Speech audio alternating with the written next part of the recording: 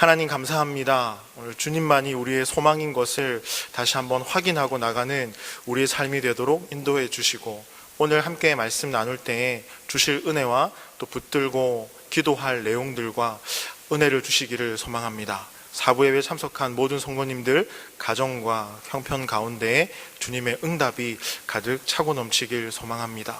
감사하며 예수님의 이름으로 기도합니다. 아멘. 오늘 클레이팀이 찬양을 할 때요, 제 마음속에 이렇게 다가온 가사가 있는데요, 그 뒤에서 좀 적었거든요. 주님만이 소망이요 변함없는 반석이라, 주님만이 온 세상을 비추시네. 죽음에서 부활하신 우리 구주 평강의 왕, 주를 믿는 자의 소망 되신 그분. 그렇게 우리 주님이 우리의 소망 되길 소망합니다. 아멘이십니까? 주님이 우리의 소망이심을 믿으십니까? 아멘. 오늘 히브리서 3장 1절에서 6절 말씀을 가지고요, 우리는 곧 하나님의 집입니다 라는 제목으로 말씀을 증거하겠습니다. 5월은 가정의 달입니다. 지난 주일은 어린이 주일로 지켰고요, 오늘은 어버이 주일로 지킵니다.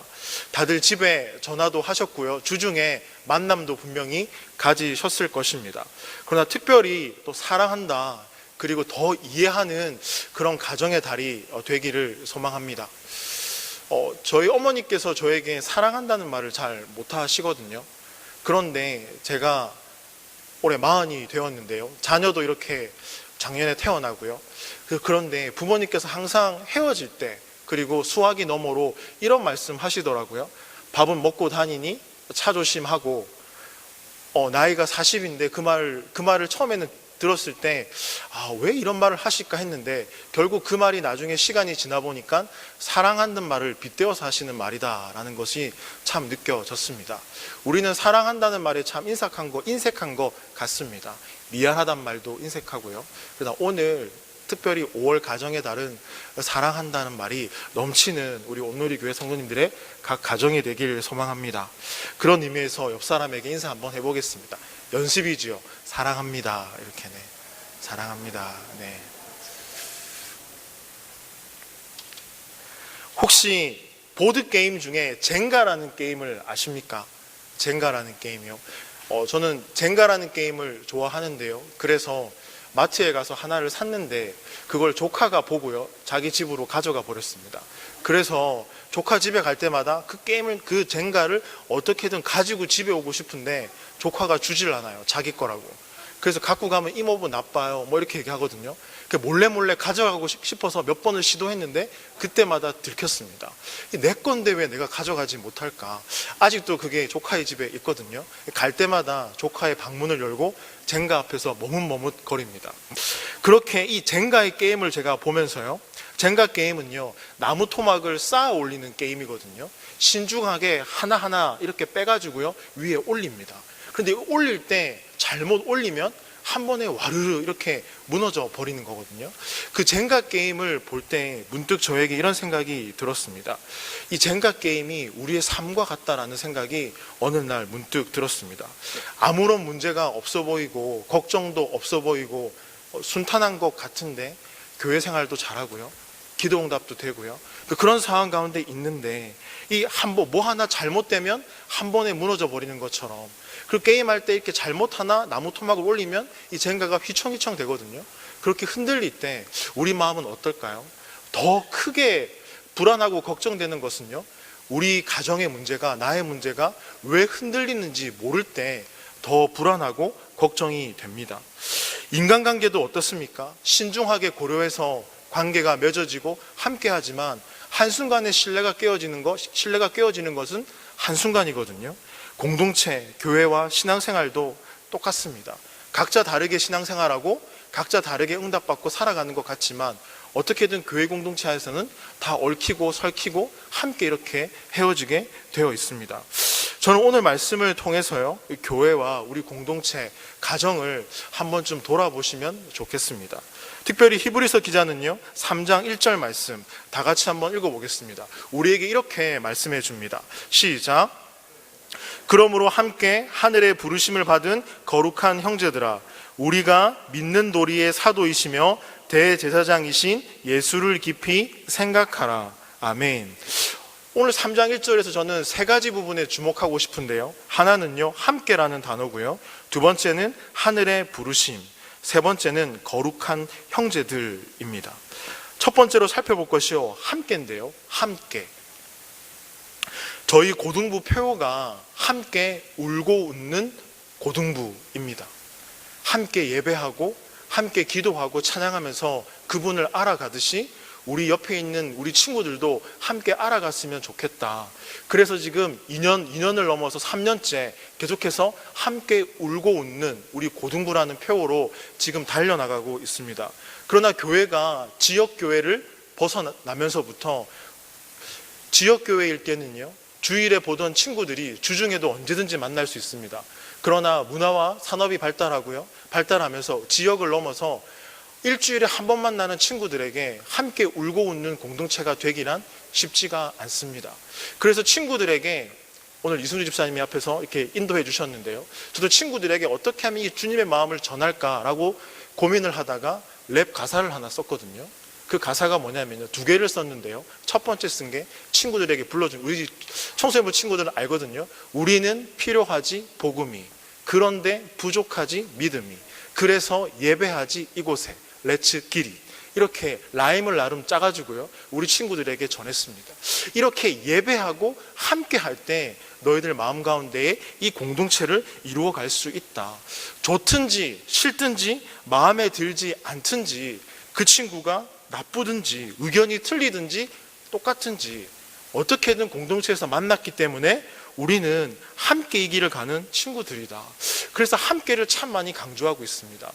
오늘 사부 예배 참석하신 이 온누리교회 성도님들 가운데 이 함께함을 어떻게 이루어 가십니까? 특별히 가정의 날 가운데 가족들과 함께하는 그 자리, 친척들과 부모님들과 또 믿지 않는 가족들과 함께하는 그 자리에서 어떤 마음으로, 어떤 사랑으로 함께 하시는지 한번 꼭 점검해 보셨으면 좋겠습니다.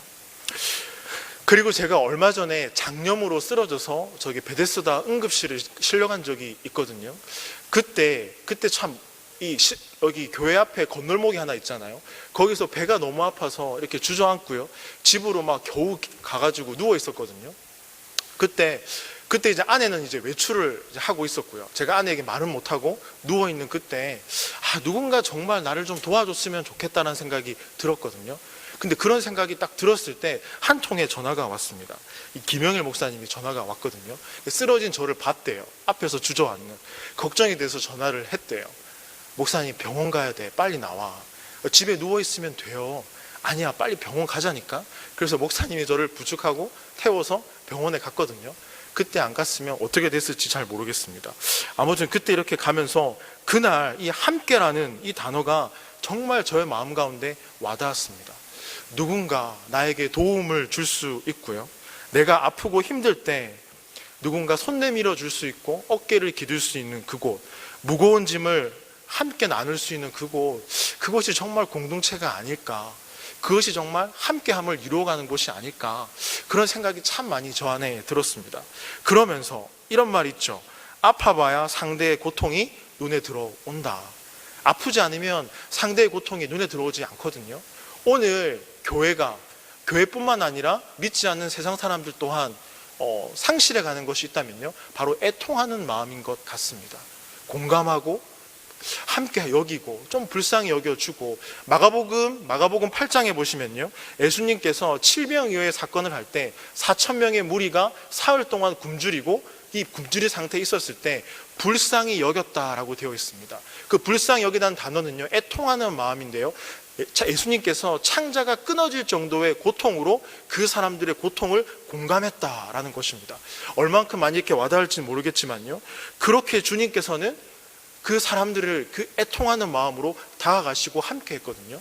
그 애통하는 마음, 공감하는 그 마음이 있는 그 자리에서 어떤 역사가 있었냐면 칠병이어에게 역사가 있습니다.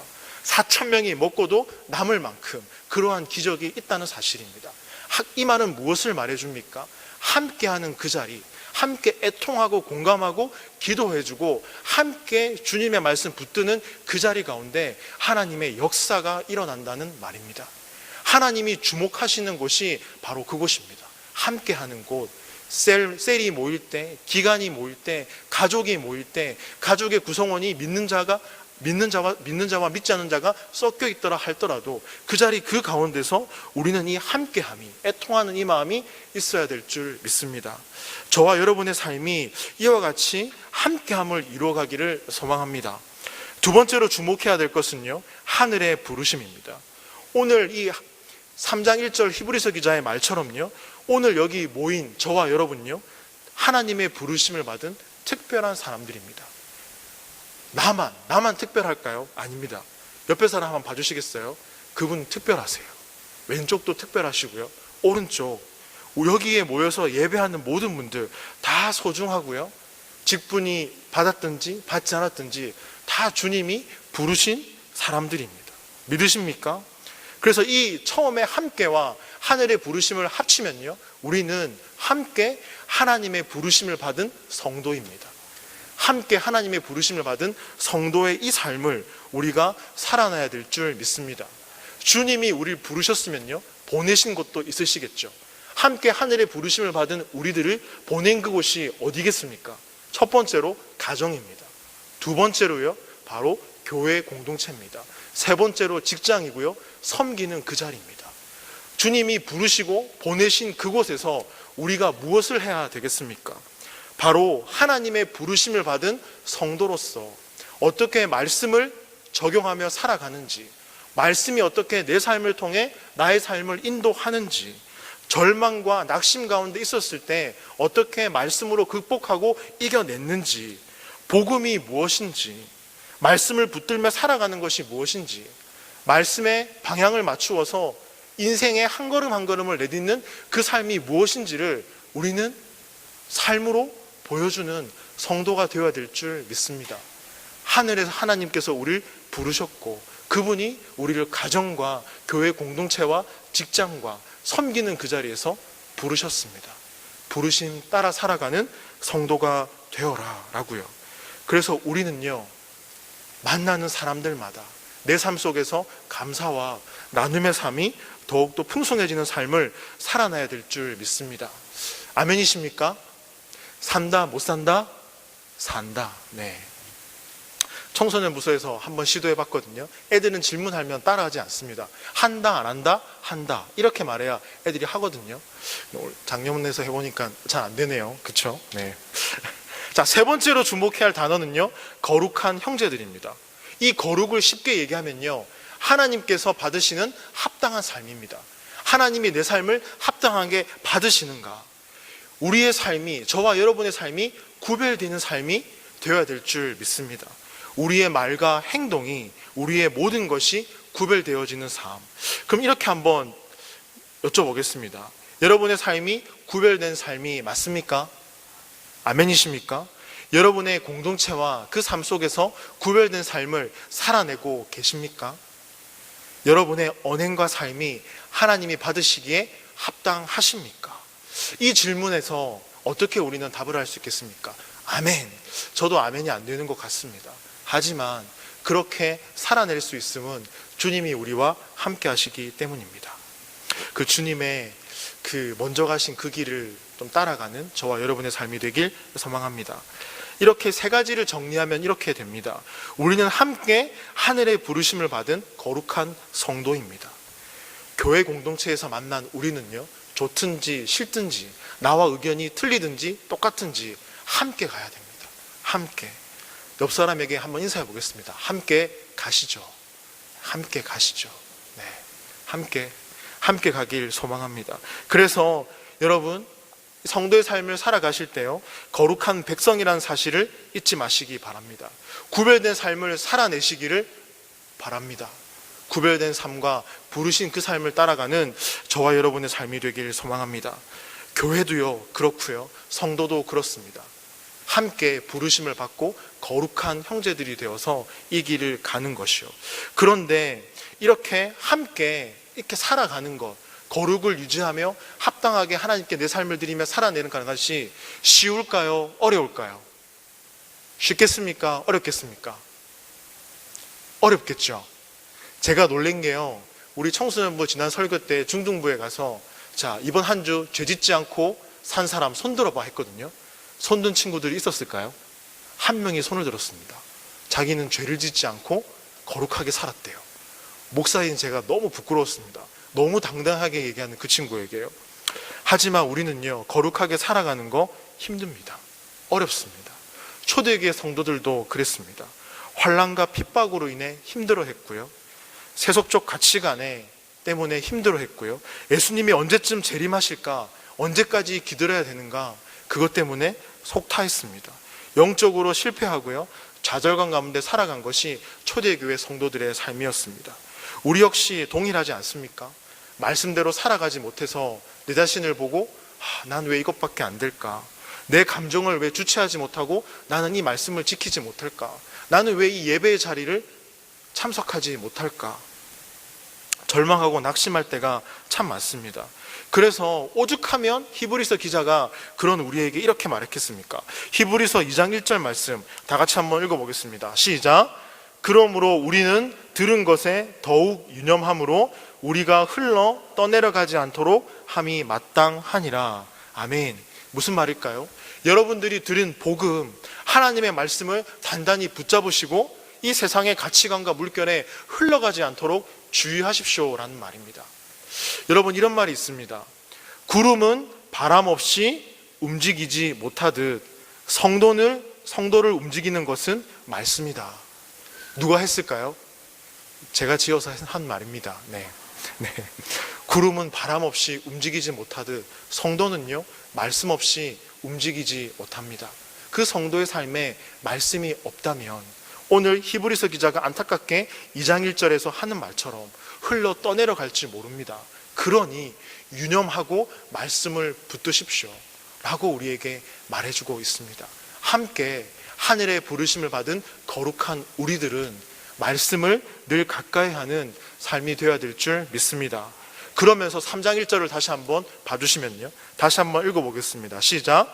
그러므로 함께 하늘의 부르심을 받은 거룩한 형제들아, 우리가 믿는 도리의 사도이시며 대제사장이신 예수를 깊이 생각하라.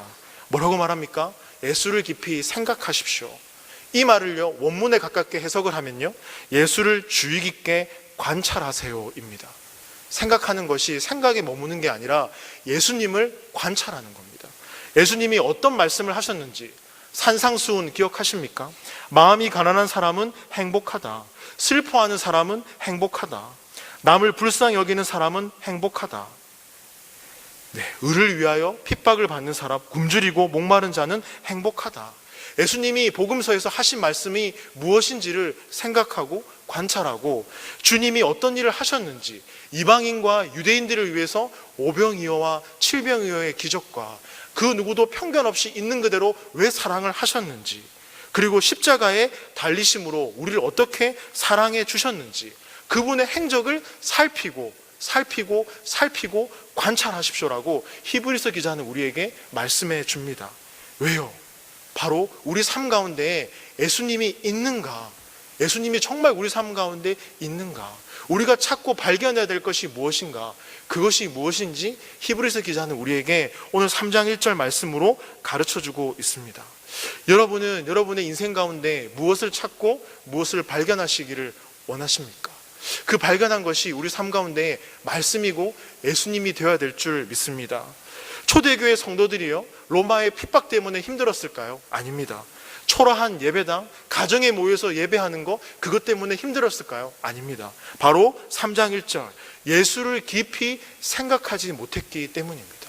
예수 그리스도가 내 삶 가운데 희미해지고요, 말씀이 내 삶의 자리 가운데서 떠나고요, 그것 때문에 식어진 것이 문제였습니다. 그래서 히브리서 기자는 말합니다. 예수를 깊이 생각하십시오. 그리고 우리에게 묻습니다. 오늘 이 3장의 본문은요, 모세와 예수님을 비교해서 말해주고 있는 본문입니다. 이렇게 묻습니다. 여러분이 두려워하는 천사보다 예수님이 못한 분입니까? 여러분이 대단하다고 여기는 모세보다 예수님이 못한 분입니까? 그 사람들에게 묻습니다. 우리들에게 묻고 있죠. 여러분, 예수님이 그 무엇보다 못하신 분입니까? 그렇다면 저는 여러분들에게 묻고 싶습니다. 예수님이 여러분의 삶에 있어서 예수님이 있으십니까? 신앙생활 하면서 여러분 무엇이 답답하십니까? 만약에요, 여러분이 원하는 것들이 다 응답이 되고 이루어진다면 여러분 행복하실까요? 원하는 직장, 취업, 가정의 문제, 경제의 문제, 좋은 배우자를 만나고요, 경제적으로 안정이 되고요, 노후가 보호되고요, 보장이 되고요, 걱정하는 문제들이 해결되면 좋을까요? 좋지요. 다 이렇게 되기를 소망합니다. 그러나 정말 제가 묻고 싶은 것은, 여러분이 간절히 원하는 그것보다 정말 예수님을 깊이 생각하시고 관찰하고 묵상한 적이 있으십니까? 예수님 때문에 밤잠을 설친 적이 있으십니까? 오늘 찬양했지 않습니까? 예수 그분만이 나의 소망이 되십니다. 우리 마음속으로 이렇게 생각하지요. 지금 잘 준비해서 언젠가 영광을 돌려드리면 되지요. 지금은 준비할 때입니다. 그래서 저는 묻고 싶습니다. 오늘 지금 우리 삶 속에 예수님은 계십니까? 오늘 지금 이 순간, 이 예배가 끝나고 집으로 돌아가시면 한 주가 시작되는 그 상황 가운데 여러분 삶 가운데 예수님은 계십니까? 말씀은 있습니까? 우리는 잊고 살지 않는가? 여러분 마음을 다해 예수님께 시간을 드리고 함께하고 나아가는 삶, 24시간 묵상하고 가까이 해라, 이 말이 아닙니다. 우리 진짜 우리의 삶 속에 예수님이 있는가? 우리는 한번 우리에게 물어봐야 됩니다. 예수님을 빙자한 자기 유익을 구하고 있진 않는지, 눈물을 흘리며 주님을 닮고 싶습니다라는 그러한 열정이 식어져 가고 있진 않는지. 왜요? 하나님께서 우리를 부르셨잖아요. 그러면 우리의 삶은 어떠해야 되겠습니까? 유감스럽게도 저는요, 목사이고 우리 청소년부 친구들에게 말씀을 가르치지만 잘 모르겠습니다. 정말 우리가 왜, 무엇을 위해 교회 나오고 무엇을 위해 말씀을 읽고 무엇을 위해 신앙생활을 해나가고 있는지 잘 모르겠습니다. 거룩한 백성으로서의 모임, 교회, 공동체, 가정, 어떻게 우리는 살아가고 계십니까? 솔직하고 냉정하게 우리의 신앙을 돌아보는 이 시간이 되기를 소망합니다. 이 말씀을 전하면서 누군가는 상처받을 수도 있겠다는 생각이 들었습니다. 그럼 목사님은 그렇게 사십니까? 저 역시 자유롭지 못합니다. 그런 고민들을 하기 때문에 이 앞에 서서 설교를 하면서 함께 나누고 싶습니다. 오늘 교회가 상실해가는 게 말씀과 기도이다라고 많이 이야기를 합니다. 애통하는 마음도 상실하고요, 하늘의 부르심을 받은 거룩한 자들인데 그러한 모습들이 많이 잊혀져 가고 있다라고 세상은 우리에게 이야기합니다. 그런데요, 소망이 되는 것은 3장 6절 말씀입니다. 다 같이 한번 3장 6절 읽어보겠습니다. 시작. 그리스도는 하나님의 집을 맡은 아들로서 그와 같이 하셨으니 우리가 소망의 확신과 자랑을 끝까지 굳게 잡고 있으면 우리는 그의 집이라. 그리스도께서 하나님의 집을 맡고 있다라고 합니다. 본문은 그러면 우리가 바로 하나님의 집이라고 합니다. 우리가 예수 그리스도를 우리의 구주로 믿고 이 땅 가운데 삶을 소망과 확신과 자랑 가운데 살아간다면 하나님의 집인 우리를 그리스도가 하나님의 집을 맡고 있기 때문에 예수님께서 바로 우리를 붙드신다라고 성경은 우리에게 말씀해주고 있습니다. 소망과 확신과 자랑을 예수 그리스도께 두는 저와 여러분의 인생이 되기를 소망합니다. 오늘의 이 말씀은요, 한치의 오차도 없이 주의 말씀을 듣고 지켜라가 아닙니다. 실패할 수 있고요, 낙심할 수 있고요, 절망할 수도 있습니다. 그러나 우리 삶 가운데 확실한 소망과 자랑을 끝까지 해나갈 때 주님이 바로 하나님의 집인 우리를 붙드신다라고 우리 가운데 말씀해주고 계십니다. 우리의 기도가 이렇게 되었으면 좋겠습니다. 하나님의 집인 우리를 주님이 붙들어 주시옵소서. 그래서 하나님의 집인 우리가 붙들어야 될 것은 주님의 말씀임을 꼭 기억하고 나아가는 저와 여러분의 삶이 되길 소망합니다. 아멘. 그러면서 저는요, 손잡고 함께 가사라는 찬양이 생각났습니다. 제가 읽어드릴게요. 우리 걸어가는 이 길이 결코 처음 밟는 길이 아니야. 수천 년 동안 온 땅 곳곳에서 주님 따른 흔적이 있으니 우리 걸어가는 이 길이 낯설고 두려워 보일지라도 삶의 무게를 뚫고 흘러 들어오는 주님 부활의 생명을 봐. 우리 함께 손잡고 가세. 조금 느리고 어려울지라도 주님 부르신 그 감격 붙잡고 손잡고 함께 가세. 우리 함께 손잡고 가세. 때론 더디고 힘겨울지라도 주님 부르신 그날을 향하여 손잡고 함께 가세. 하나님의 집인 우리 각자가 교회라면 그 주님의 말씀과 함께 손잡고 이 땅 가운데 삶 가운데서 하늘의 부르심을 받은 성도다움으로 살아내고 이겨내는 저와 여러분의 삶이 되길 소망합니다. 아멘. 우리 말씀 기억하시면서 기도하겠습니다. 하나님 감사합니다. 오늘 히브리서 기자는 우리가 함께 하늘의 부르심을 받은 거룩한 자들이라고 말씀해주고 있습니다. 그런 우리가 소망과 확신 가운데 있을 때 하나님의 집인 우리를 그리스도께서 붙드신다라고 말씀해주고 있습니다. 그 붙드시는 주님 바라보며 나가는 우리의 삶이 되길 소망합니다. 감사합니다. 예수님의 이름으로 기도합니다. 아멘.